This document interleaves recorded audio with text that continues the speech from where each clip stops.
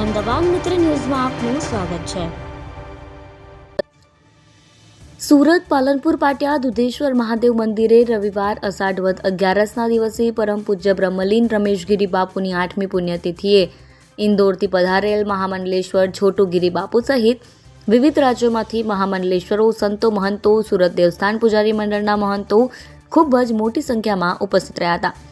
સૌપ્રથમ પૂજ્ય રમેશગીરી બાપુના પુત્રો નાગા સંન્યાસી મનીષગીરી બાપુ અને હર્ષદગીરી બાપુ અને પરિવારજનો દ્વારા માત્ર પૂજન કરવામાં આવ્યું। તમામ સંતો મહંતોનું પૂજન કરવામાં આવ્યું।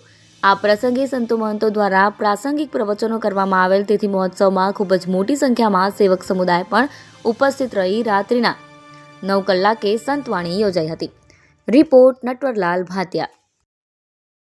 અહેમદાબાદ મિત્ર ન્યૂઝની યુટ્યુબ ચેનલને સબસ્ક્રાઇબ કરો અને બેલ આઇકોન જરૂરથી દબાવો, જેથી દરેક મહત્વના વિડીયોની નોટિફિકેશન તમને મળતી રહે।